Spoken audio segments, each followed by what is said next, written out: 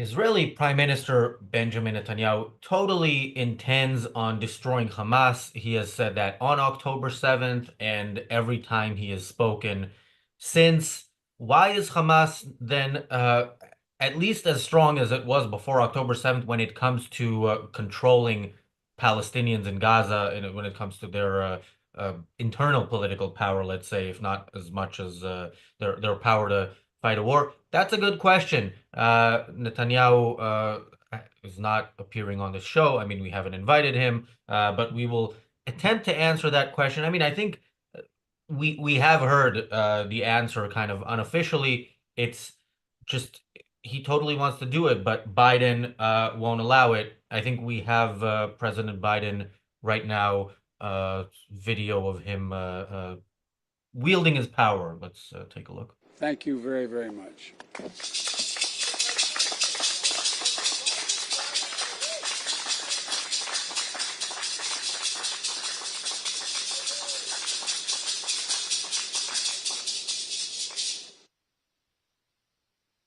Yeah. Um, that's Biden walking off into the sunset. He is no longer president, Mr. Prime Minister, and the current president, Jesus, don't get me started. But the one good thing that he's done, well, one of the few good things, but the major good thing when it comes to Israel is tell Netanyahu repeatedly and say it publicly, uh, just do it. He said it, he said he gave a deadline for the release of all the hostages, after which all hell will break loose. Uh, Indicating that maybe he understands that what Israel has done, despite what you hear in the world media and from leaders elsewhere, is not all hell breaking loose. Netanyahu hasn't done anything after that. He hasn't done anything after the bodies of the Bibas family were returned with all the Hamas psychological warfare of not returning the mother with the details of how they were killed. Nothing so far has gotten Netanyahu to resume the fighting. To his credit, I don't know if we should say call it that, but the 600 plus terrorists who were meant to be released on Saturday have not been released yet. Netanyahu still intends to release them, and they might be released today in exchange for two of the four bodies of hostages that are supposed to be released. But yeah, we've talked since January 20th and before about the moment the Biden won't let us excuse expires. What excuse will Netanyahu have? Welcome to the Daily Objective. I'm Razi Ginzberg. I'm joined by Daniel. Daniel, what excuse does Netanyahu have? I might have missed it, so maybe you caught it. Well, something first I want to mention, and I guess maybe I was a bit more unfair to criticism of Trump, because if I go back and listen to pretty much any statement or any of his statement on Israel, he pretty much never demands anything from Israel, neither action nor sort of any sort of deal or anything. From January 20th, he's been pretty consistent of basically saying, I don't give a fuck what Israel will do. And I'm not even really exaggerating. Israel has pretty much free hands, at least in the public eye. I guess we don't know what they tell, what they talk about between each other. But at least in the public, there is no demands from the United States to do anything, nor really restrictions for Israel to do anything. So Netanyahu is sort of lost because he has what usually leaders of countries have, and it's autonomy to make your own decisions in irrespective of what someone else demands, and he doesn't know what to do with it. So when Biden was in office, he could always say, well, I cannot do this because Biden, or I'm gonna do this in spite of Biden. But now Trump is saying, just do whatever, I'll support whatever you do. He's like unconditional love girlfriend or something, Trump now, that he just will support him in whatever he does. And yeah, Netanyahu seems to not really know what to do with it. Like, the most despicable action, and I'm not sure if you and James have talked about it yesterday, when there was the Nasrallah funeral, there were Israeli jets flying over it, and we didn't bomb them. What the hell was that? That was the only people there were literal terrorists calling for death of Israel, or people that the kind of people that would go to the funeral of Nasrallah. Like I cannot see anyone justifying or like anyone having any problem. Well, people would have problem with it as they always do, but sort of I I cannot see anything wrong with that. And the fact that the Jets were there as like the sign of strength. I mean, give me a break. That was the sign Yeah. of weakness because it's the sign of moral weakness basically. Yeah, we'll fly over, but we cannot actually bomb you because we are afraid. Yeah, I completely agree. I mean, we were thinking of doing an episode about that. I don't know if we have 30 minutes to talk about it, but yeah, that is the point. This is seen in Israel as some sort of flexing of the muscle. Yeah, you can fly your planes in in Beirut airspace. Great, but what is the point of flying them there? I mean, what, showing that despite the rise in plane crashes, we can still land safely? Absolutely, if Israel bombed thousands of people going to a funeral, you will hear condemnation of it across the board. I'm sure even from Trump. Um, but it should be done. Of course, it should be done. Those are people who are saying we are mourning the fact that a person who was clearly committed more than pretty much anybody in the Middle East to the cause of exterminating the Jews is no longer able going to see his life's mission achieved. That's what going to that funeral means. So yeah, why Israel wouldn't bomb and claim that it's a sign of strength, I don't know. It also reminds me of the bombing of the Iranian defense capabilities, which is great. It's great because that's what you do first, and then you actually take out the things there that are a danger to Israel. What are you saying by doing that? You're saying, well, if you do something, then we will. But their whole reason for existence is doing something when they think they can promote their goal of exterminating the Jews, of wiping Israel off the map. And again, Netanyahu is allowing it. So there was a comment here from somebody. Wonder Freeman said Jenin is a serious threat to Israel. Absolutely. Jenin, more than any other place in the West Bank, but generally in the West Bank, Israel needs to do something, as we keep saying here, ideally before the next October 7th comes, and it's probably going to come from the West Bank.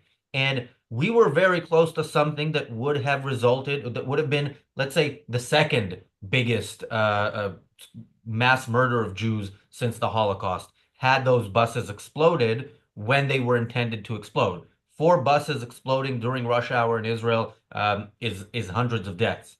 So and again, it would have resulted in a major military operation in the West Bank. But Netanyahu wants to see, basically, needs to have that other side being successful with such attacks before he can justify, in his mind, a proper response. And justify to whom? Again, this is the question that we keep having to ask. Who are you trying to justify it to? You're trying to justify it to people who don't think Israel should exist and who support the Palestinian cause, fully understanding what it is. Thank you, Bonnie, for the super chat. Thank you, PC, for the super chat. PC says, Razi, the two-state solution idea had its funeral on Thursday. It's over. It's this idea has more lives than a cat, and the fact that in 94 it was still around after the first stage of Oslo was implemented, and we saw the immediate results, which was more terrorism and bus bombings where the buses weren't empty. Yeah, makes me think, it should be dead. It should have been dead long ago, but unfortunately, it may not die until the last Israeli dies, and then there will be one state. Daniel. Yeah, I mean, we can really see the lack of philosophy in or any type of principles in sort of the minds of leaders or even people in some cases in the West and in Israel. The fact is that in Western law, we have such a thing as attempted murder because we understand that one, a threat of force or uh, taking steps to enact force and being stopped at it is still force, is still something we shouldn't respect. Because if there was not, if there was nothing in place that stopped it or something that prevented it, that would happen. And those things are almost the same. There is a thin line. There is only sort of, yeah, big difference in those that 100 people didn't die, but in effect it's the same. The same thing was they tried to enact, and we've seen that in the past when Israel was able to defend itself against Iranian attack, where I believe no one died. I'm talking about the first one. Now can't remember. But I believe no one died. Maybe Yeah, some there was people were one injured. girl who was seriously injured, and Okay. yeah, I don't think she died. Okay. And Biden's response to that was take the win, because when someone fails to kill you, that somehow makes it okay. The fact that you were able to defend yourself, and again, not even from the incompetency of the other person that they did it in such a bad way were not able to kill you. It's that your defense was so good that you were able to defend yourself, and that is taken as something against you, as you've defended yourself, so now you cannot do anything about the source. And that is the philosophy, that is the sort of the state of mind that the West has been behind pretty much. What it really, many people have these conspiracies that Netanyahu let October 7 happen so he could do something about Hamas. And, it's obviously real dumb. There's no reasons for it, but on some level you almost could understand it, because the fact is, unless Jews are getting killed, they cannot do anything about terrorists in the region. The only time we are the quote unquote permitted to do anything is when some people die, and when people stop dying and the other side starts dying, then you no longer can do anything. And it makes it impossible to ever defend yourself, to ever solve anything. Again, you don't get rid of terrorist groups by, you know, you send one or two good rockets that hit the right people, and suddenly Palestinians are pro individual rights, pro Western, and no longer have the ideology about killing Jews. No, that needs a fundamental change, and no one recognizes that. And as long as that doesn't get recognized, we will be living in the same old, same old. It's we are going on with the deal. Now they are talking about possibly extending the phase one of the deal. So I guess if we just infinitely extend phase one, we'd never have to negotiate phase two. So that's another defeatism. We are not even willing to actually continue with the thing. We are just in the status quo. Just keep it how it is. Don't do anything. Never try to change anything, and sort of continue not doing anything either way, continue surrendering, and hoping that hopefully Palestinians will fail again when they try to kill Jews again. They will try it in Israel. They will try it again. They tried it in Greece, where recently a Gazan has killed. And now again, I'm not sure if I'm remembering the story correctly. If he actually managed to kill, and all over the world. And no, I guess we'll have to wait for another genocide, another Holocaust, until Israel is able to do anything, or another attempted. No, actually, Yeah. if it was attempted, it would not be enough because they didn't actually do it. Yeah. No, the terrorist attack in Athens didn't result in any deaths, nor did the pogrom or attempted pogrom in Amsterdam. But that is, in Amsterdam, it was people showing, wearing scarves that showed that basically put a target on them, saying these are Jews. In Athens, it was they spoke Hebrew, and people heard it. So yeah, this is an ongoing situation when it comes to the world. But in Israel, it's a country with the military and the ability to do something. So Yair says in the chat he wants the release of all the hostages. Maybe, but then what's going on in that sense? I mean, why not? Okay, if you want the release of the hostages above victory in the war, why not capitulate completely? Why not give in on the points that you're not giving in on? like the IDF leaving Gaza. Just to be clear, I'm of course not advocating for this, but that deal is on the table. Get out of Gaza, get out of all of Gaza, including the Philadelphia corridor. Release, I don't know how many prisoners, all of them or something like that. And yeah, and will he resume fighting afterwards? I don't know, but if that's what you're going for, go for it. He's not going for either. And the situation now with the hostages is also, remember, we had the first ceasefire slash hostage deal in November 2023. We heard some of the stories of what they'd gone through. Now that stories are coming out, and I'm guessing we're going to do a very depressing episode about this at some point, you hear the conditions that they were in many cases. You see it when you see them come out. But they're also telling the ones who are released are telling the stories of some of those who had not yet been released.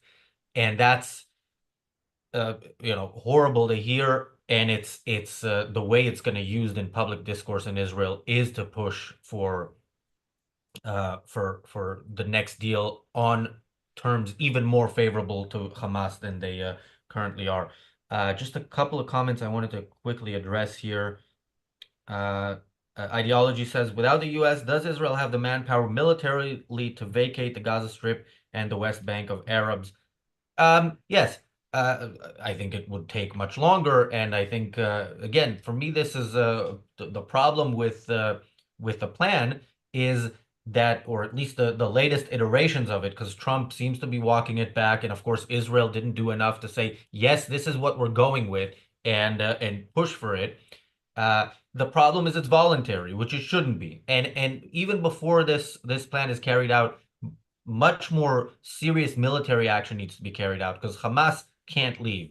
They can only die. And there's no situation in which you send them away and you'll see what happened in Athens happen daily around the world until they are able to come back and fight against Jews in Israel. So yeah, one other comment that I wanted to address, but I can't find it. So, uh, oh, Riley says, I wonder if Netanyahu fears winning because after winning, he might be irrelevant. Um, I don't know. I mean, look, the fact that Netanyahu, speaking of people with more lives than a cat, the fact that Netanyahu is still in power even before October 7th. It was a surprise. The fact that he's still in power now, I don't know what's going to happen. I don't know what kind of opposition he will have in Israel that will make even people who understand how bad he is say there is nothing better and go vote for him. So, but yes, I don't know what goes on in his mind, but whatever it is, it somehow works in the one sense that I think matters to Netanyahu, which is him remaining prime minister. I mean, that goes to his state of mind. We can never, well, we can talk about it to some extent based on like his actions. Now, is he trying to stay in? Well, Likud has been doing pretty well in the polls, although I haven't checked since the election of Trump, so I have no idea how that affected it. And also, we're only gonna get the full extent of that in the sort of upcoming weeks. So that might be interesting to check if really it's going to change. But overall, throughout the war, people demanded more action rather than less action. So currently, if his only ambition is to stay the prime minister, I think he should be more aggressive rather than less. Now, in general, if I mean, it's not uncommon to see that you have sort of a prime minister when it comes to war, and then after the war, he pretty much gets booted because they no longer want him. That happened to Churchill. Now, Netanyahu is no Churchill, and he has been in power before the war, so sort of he's not really the war prime minister in the same regard. Um, Hard to say, but going into more of his actions or sort of like looking at the actions he's doing, so he offered basically that if Hamas returns 4 bodies today without the ceremony, was a specification, that he will release the terrorists that were supposed to be released a couple days ago. Now again, this sort of we are negotiating for dead bodies, for living terrorists. It is truly defeatism. Like I don't see any sort of actions that would show that he wants to continue this war. He on the face of it, he's pretty much done. He pulled out of the Rafah crossing. He's been pulling out slowly from the different parts of Gaza. But on the other hand, some Palestinian uh, European Parliament person was banned from Israel because she criticized the boycott movement of Israel. So yeah, we are really fighting the good fight, like the really important stuff. We don't let some random people from Europe into Israel, but we will release terrorists. You win some, you lose some, I guess. Yeah, I mean, I fully support. This is Rima Hassan, a member of the European Parliament who flew into Israel today. When she landed, she was told, get out. Of course, justifiably, she is pro-Hamas. She self-identifies as Palestinian, and she didn't come to Israel to do anything good or anything morally neutral. So yeah, kicking her out is absolutely the right thing to do. One of the we have this new anti-Semitic troll in the chat who his argument against Netanyahu is it's not even his real name. And you see with these people like By the way, just quickly, I want to say because I heard that and I thought, oh, he like changed his name, and it's like no, he was born Netanyahu. His father changed his name, and it's like, oh, exactly. you're like reaching so hard at this point. Yeah, but it also shows you, how why trolls need philosophy just like anybody else. There is a difference between the metaphysically given and the man-made. Uh, Highly recommend Ayn Rand's essay, The Metaphysical versus the Man-Made. Names are man-made. You can change them. Some things are not changeable. If I'm going to give the trans example to, if we haven't alienated anybody yet. If I want to be a woman, I will never become a woman, no matter how much I want to be a woman. If I want to change my name to Katie, I am Katie. That is changeable. So yeah, but anyway, I don't know why we're even addressing this. Yeah. Well, we never addressed it since October 7, and I heard it a couple of times. Yeah, I mean, again, yeah, it's the same type of thing when people talk about Alisa Rosenbaum. There's an implication that now I don't know why it's specifically with Netanyahu. I think because Mileikowski is like a Polish name, it's not like typical Jewish name, and Netanyahu is like more Jewish or something. People move to Israel from all over the place. It's like people go around change nations. Like again, I cannot see like any argument, any reason why would anybody ever entertain that sort of thing. Like yeah, people move nations. Everybody besides Palestinians goes to different nations and try to integrate there. Yeah, It's speaking of changing names, I mean, this is a nation that was invented recently, but we're supposed to believe it was a thing. And again, if people want to call themselves Palestinians, even that, I have some issue with if they're pretending this is a nation. But yeah, you self-identify as Palestinian. We know what that means. And for some of the people in the West, I think you're it's a piece of the propaganda puzzle to call yourself Palestinian. All right. I don't know where the chat has gone with the discussion over this, other than people calling me Katie. That was an example. I haven't actually changed it by deed poll just yet, but maybe if it brings in viewers, we might do it. Yeah, I mean, what else is to say on this topic? Someone is asking, are dual citizens citizens? I think this is another sort of anti-Semitic argument I've seen that apparently, all Jews don't have allegiance to the nations. They just have to some mythical allegiance to Israel. Again, people have dual citizenships, especially with Israel. Many countries do grant citizenships much easier.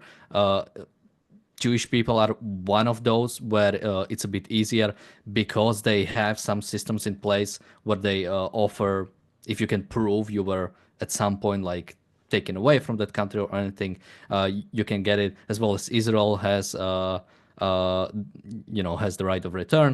So again, people look for like conspiratorial or sort of always look for some almost like well, it's almost like it stands from anti-Semitism that you're always looking for like a different thing. No, it's usually has a pretty easy explanation.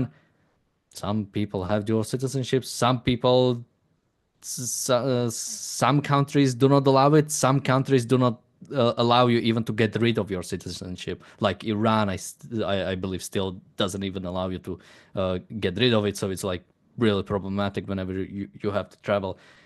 Free countries allow you to get out of that country. That's usually what happens. Um, Um, yeah. now, when it comes to again Israel, for the last few weeks, actually pretty much since the election of Donald, or rather the Trump, Inauguration. yeah, inauguration of Donald Trump, I think Netanyahu has pretty much given up on ever doing anything.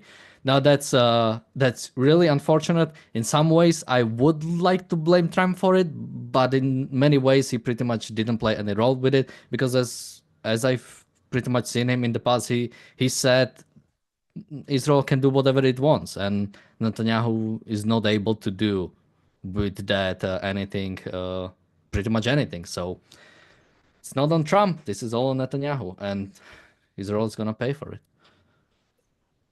Zara says these trolls are clutching at straws. It's so pathetic. Yeah, paper straws. But also it's good for the algorithm. So keep going, trolls.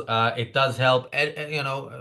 Every little helps, as they say at Tesco in the UK. And but what absolutely helps is becoming a member. And if you are a member at the platinum level or higher, or a YouTube member at the inner circle level, you may have seen, and if you haven't, you should watch the mock trial from a couple days ago.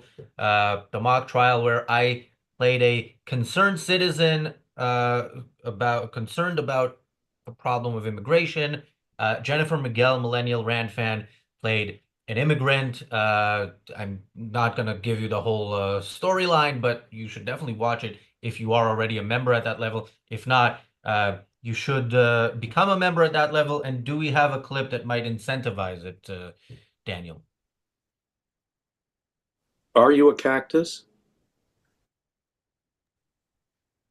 Yes, the freebies from that are 2 seconds long, but I think if you weren't sold before, you're sold now. In terms of Netanyahu, what he's willing to do, what he's not willing to do, it could be that it wasn't the inauguration of Trump that he was waiting for, but the elections in Germany, where it looks like Israel will have a friendlier prime minister there than they had up until now, which is not saying much. Wait, actually, Or before you completely finish, let me just comment on one thing in the chat because someone was saying the Romans have called it Palestine. They've called Tunisia Carthage. I mean, again, what kind of argument is that again? If Israel just decided to call its nations Palestine, would it no longer anybody has a problem with it? Like concepts have a certain meaning. That region, yes, was called Palestine. Then Jews came there, they founded a nation, they called it Israel. Now Israel is the real thing. Palestine doesn't really stand for anything. If you want to refer to Gaza and some parts of the West Bank as Palestine, sure, you're using concepts wrongly because it doesn't really refer to anything real. But again, it's like they're trying to play some sort of gacha game without actually engaging what's happening. well, I don't know how to transition from that into the German elections, but yeah, one of my concerns, I'll say it now because I'm not going to be on the show, is that it's not just the AfD, which is what's being mostly talked about, but parties that are kind of have totalitarian-ish sympathies got at least 41.5%. That's three major parties that got that. I don't know about the smaller parties, and that should be a concern. big enough concern that I think for the first time maybe on this channel, I'm not sure, we're doing a show about German politics. That is coming up right after this show. Tomorrow on the Daily Objective, I'm interviewing Michael Kaufman, who will tell us why he will not hire pro-Palestinian protesters. Make sure you watch that. Make sure you share it with your favorite pro-Hamas protester. Thanks, Daniel. Thanks, everybody, for watching. The reality show starts in a couple of minutes.